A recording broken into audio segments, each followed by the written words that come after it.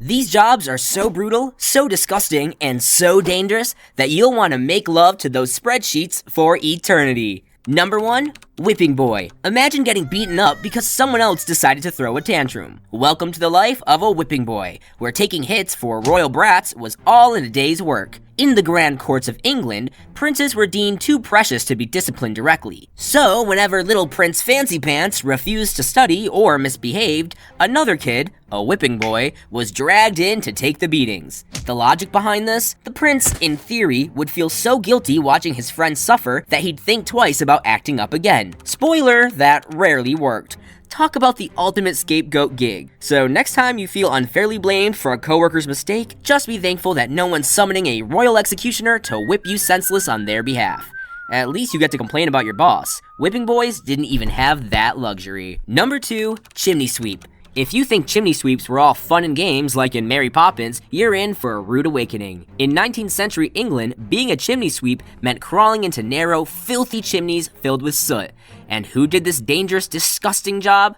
Children, of course. Often orphans or from poor families, they were small enough to fit inside the cramped chimneys, but also cheap labor. They would scrape away layers of toxic soot with their bare hands for hours a day. But please be reassured, this was not the worst part of their job, as they were prone to suffocation or even being buried alive in soot. They'd often be sent up chimneys, stripped down to avoid getting stuck.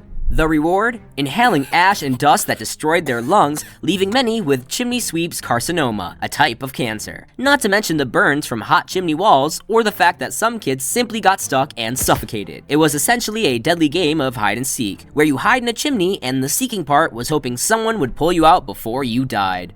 Number 3, Leech Collector. Who doesn't love a nice, relaxing stroll through a swamp? Oh wait, this isn't about enjoying nature. It's about letting blood-sucking parasites latch onto your skin as part of your daily grind. In medieval times, doctors believed leeches could cure just about anything, from headaches to fevers. So they needed people to collect these slimy creatures from parasite-infested swamps. But leech collectors didn't use nets or tools. That would be way too easy. Instead, they walked waist-deep into the swamp and let the leeches latch right onto their bare skin. Their legs would be covered in disgusting blood-filled parasites, and the lucky collectors would then peel them off before they got too swollen. But as if being a human buffet wasn't bad enough, those leech bites often left infected wounds, because nothing says job satisfaction like getting a side of sepsis with your paycheck. So if you ever feel grossed out by paperwork or office life, remember these guys were basically walking buffet tables for worms.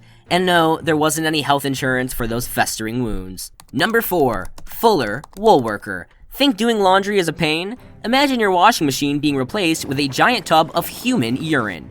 In medieval times, fullers had the lovely job of cleaning and softening wool by soaking it in tubs of urine. Yes, actual urine, because apparently soap was too fancy. The ammonia in the pee worked wonders for the wool, but for the poor fullers, it was a nightmare. Their job was simple: stomp around barefoot in these massive vats, squishing the wool beneath their feet. And when I say stomp, I mean hours of sloshing through warm, bacteria-filled pee.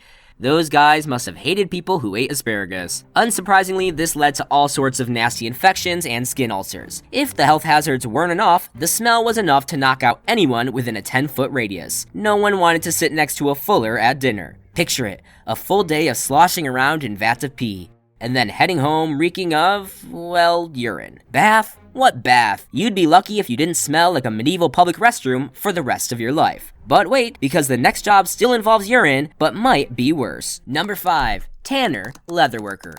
Think your job stinks? Well, tanners in medieval times took that to a whole new level. Their daily grind involved turning animal hides into leather, which sounds harmless enough until you realize that the process required working with decomposing animal carcasses, soaking them in a lovely cocktail of human urine, and, of course, a swarm of flies constantly buzzing around. The tanner's day started by scraping off rotting flesh from animal skins, often by hand, because why bother with gloves? Then they dunk those hides into tubs of urine to soften them. Yep, another job where urine comes to the rescue. The smell of rotting flesh and ammonia was so overpowering that most tanners lost their sense of smell, probably a small blessing given the conditions. And of course, there were plenty of maggots and other delightful critters crawling around the decaying hides. And it wasn't just the stench, the health risks were off the charts. Cuts from filthy tools often led to infections, and standing in all that filth made disease practically part of the job. So next time your office chair feels uncomfortable, or you're complaining about bad Wi-Fi, just be thankful you're not spending your day elbow deep in rotting carcasses to make someone a nice leather handbag.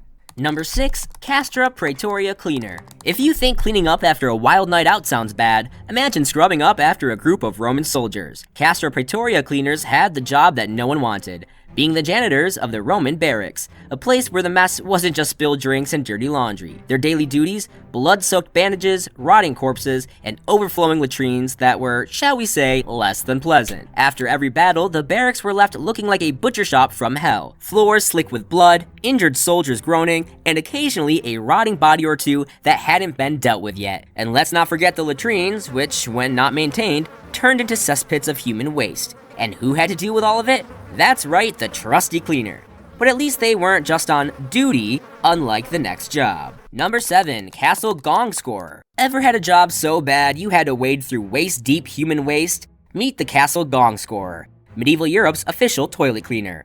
Castles may look glamorous from the outside, but without plumbing, all that human waste had to go somewhere. And that somewhere was literally a giant shithole that someone, unfortunately, had to clean out by hand. The job of the gong scorer was to descend into these cesspits, armed with nothing more than a bucket and a shovel, and scoop out the liquefied filth. Waist deep in rotting excrement, these poor souls would be stuck in medieval toilets filled with human waste from hundreds of people. The smell alone was enough to knock you out, but worse yet, these pits were breeding grounds for diseases like dysentery.